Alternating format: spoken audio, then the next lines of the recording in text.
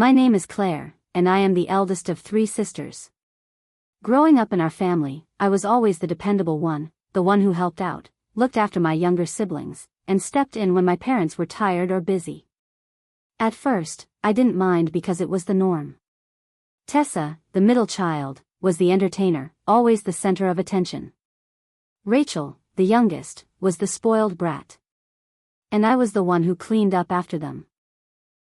When I became a mother, things changed a little, but not as I expected.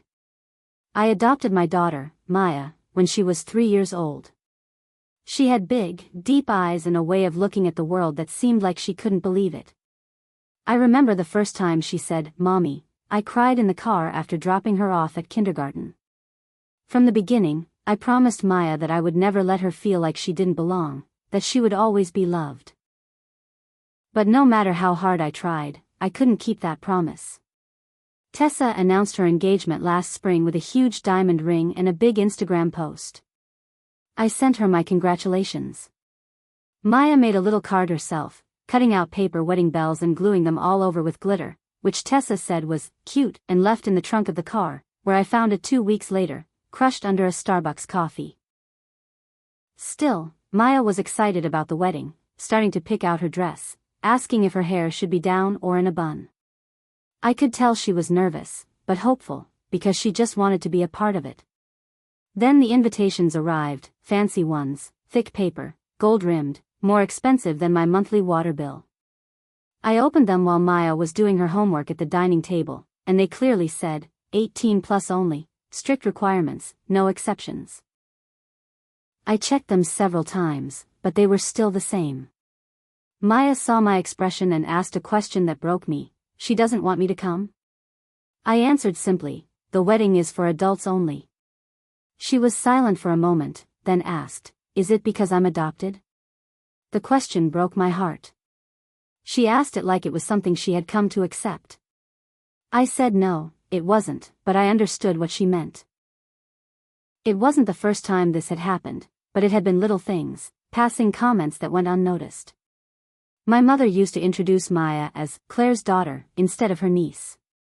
Tessa would say, that girl somewhere, as if she wasn't her niece. At family gatherings, Maya helped out in the kitchen and no one paid any attention. I tried to put it down to awkwardness, a passing unawareness, but this time, I didn't react. I simply signed up to not attend the wedding, no explanation, just, no. The next day, Tessa texted, I saw your RSVP. Is everything okay?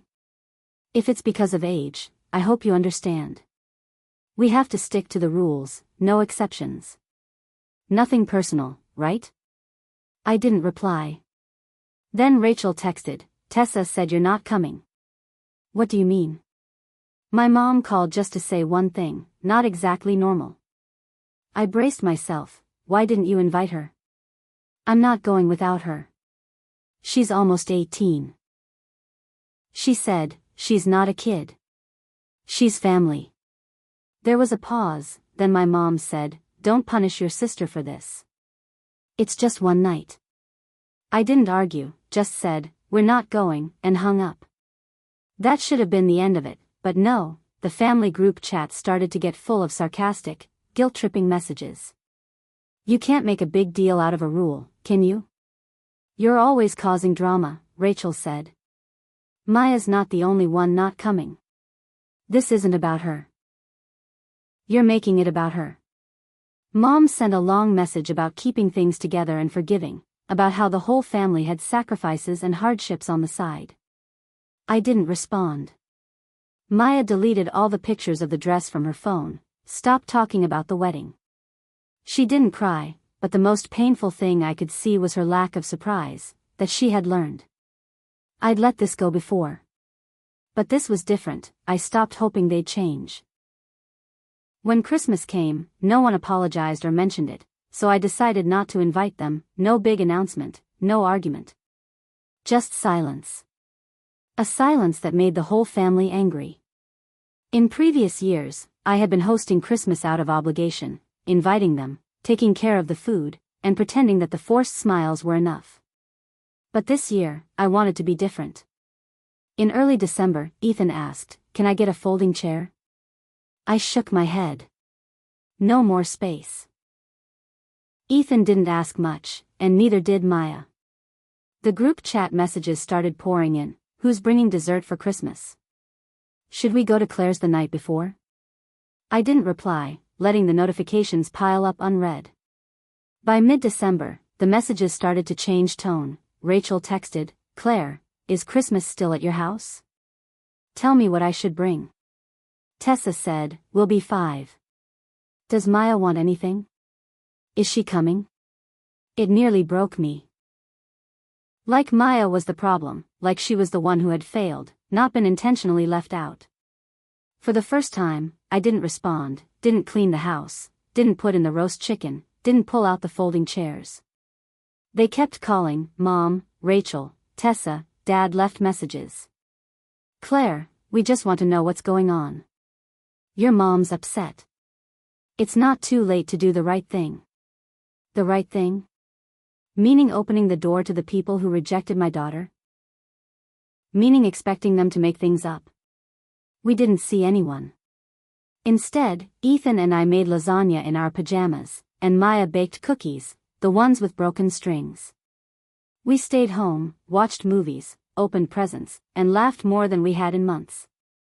For the first time, Christmas was truly at home, peaceful and carefree. The messages kept changing. Tessa wrote, I think it's a shame. We tried to embrace Maya, but Claire made it impossible to connect. Rachel, if you cut off your family every time there's a fight, you'll end up with no one. Dad, the way you're treating us is cruel. My mother sent a picture of her Christmas tree with a note saying, it's not the same every year without you. Would Maya like it?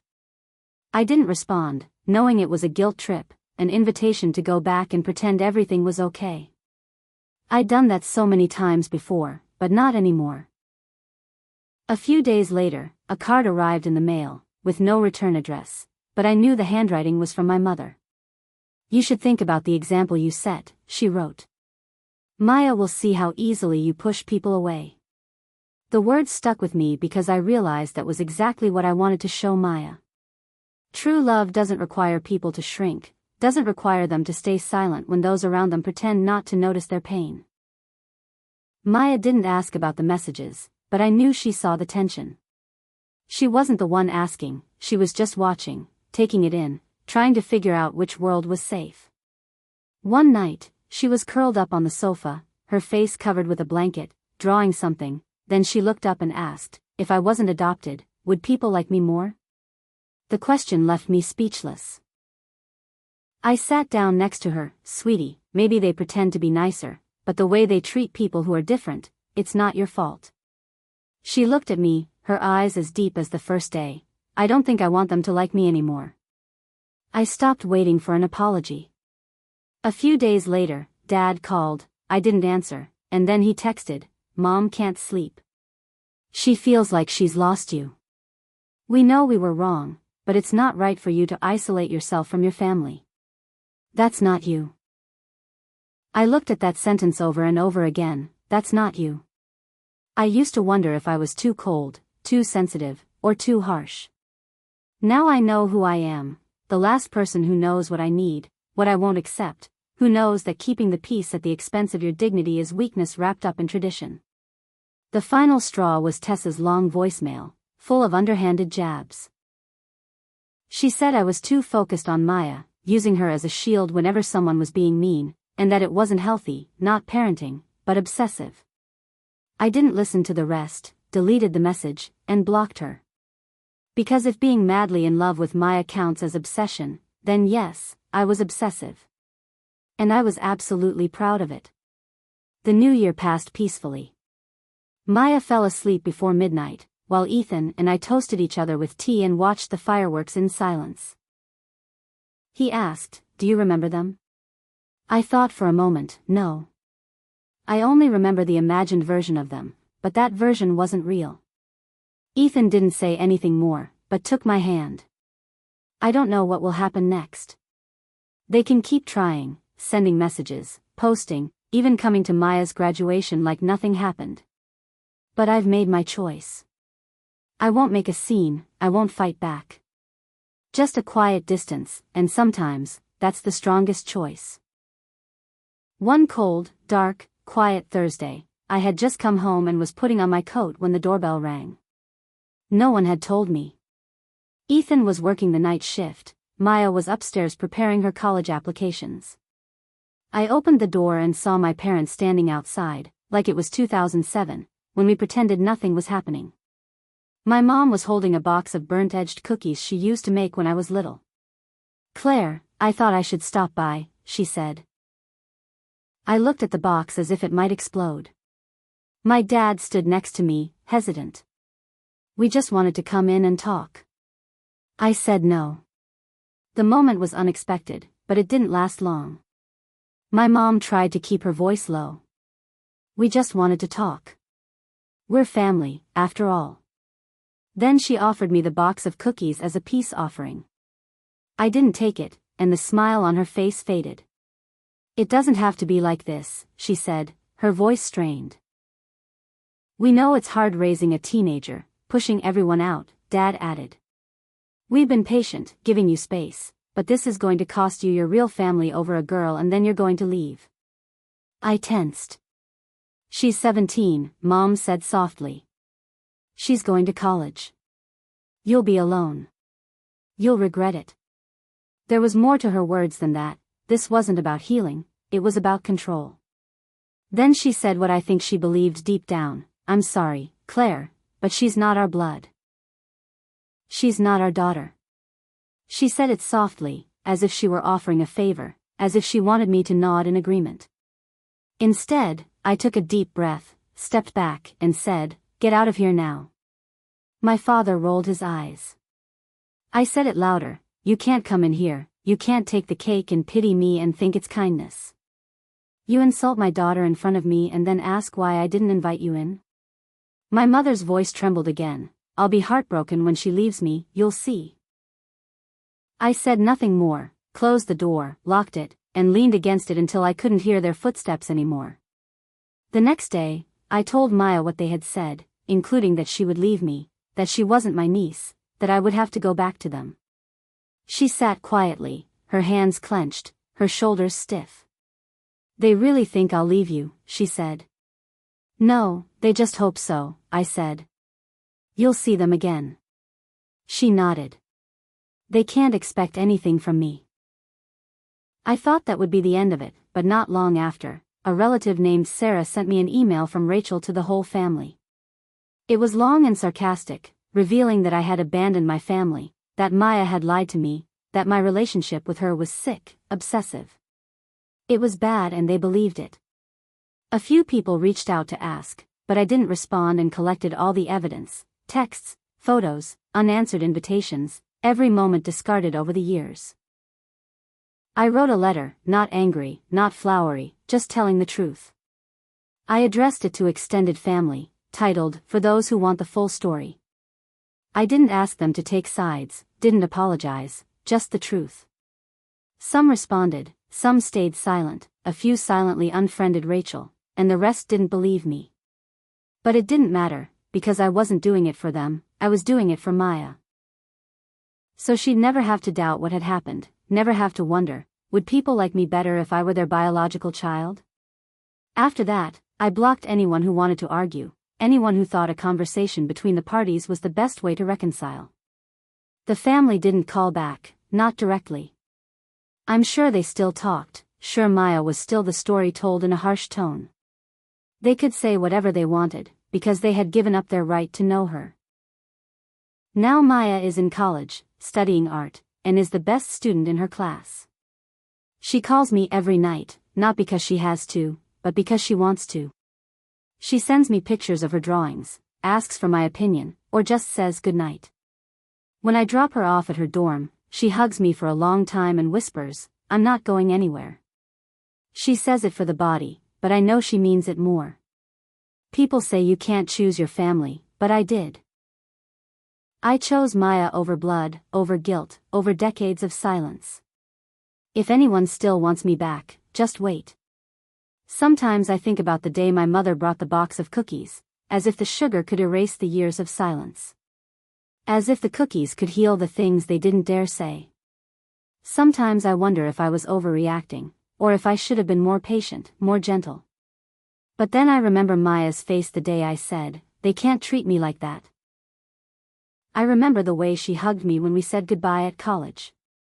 And most of all, I remember the promise no one ever made to me when I was little, that I would choose her, every day, over and over again. Looking back, I realize that the journey of protecting and loving Maya is not only about an adopted child but also a story about a mother's resilience in upholding the value of true family love, not governed by blood or fake soft rules. I chose the difficult path, chose silence instead of arguments, chose distance instead of endurance, and chose Maya, the girl who carries the purest love, instead of a cold, indifferent family. Every day that passes, Maya and I together create peaceful, happy moments, unencumbered by the painful past. Although there are no family gatherings, no holidays decorated with many relatives, we have our own values and joys, real, deep and unforgettable. I wish I could say that everything is okay, but the truth is that the wounds from those silent nights, those cold looks, those cryptic messages are still there. But thanks to Maya, I learned to love bravely, without needing the approval of others. Maya is now living the best years of her youth, passionately working on her own paintings, experiencing new things with me every day. We are not perfect, it is not easy, but we have each other, and that is the most important thing. This story is not for those who only want reconciliation or a miracle of family reunion. It is for mothers, fathers, those who have struggled or are struggling to protect their children from indifference, disapproval, and sometimes betrayal from those closest to them. I do not know what the future holds, whether the family will ever come back. But I know that every moment of silence I choose is not hatred, but a way to love sincerely and deeply, so that Maya will never have to doubt her own worth, so that she knows that family is not defined by blood, but by heart and choice. If my story touches you, if you have or are having similar experiences, please share your feelings below in the comments section. I would love to hear your stories, your thoughts, the words of encouragement and support that we can give each other on that journey. Don't forget to subscribe to the channel so you don't miss other inspiring and meaningful stories. Thank you for taking the time to listen to my story and Maya's. Keep the faith and love the people you choose to be your family. What do you think about my choice? Leave your comments and discuss below. And if you want more stories like this, don't forget to subscribe and turn on notifications to get the latest videos. Thank you very much.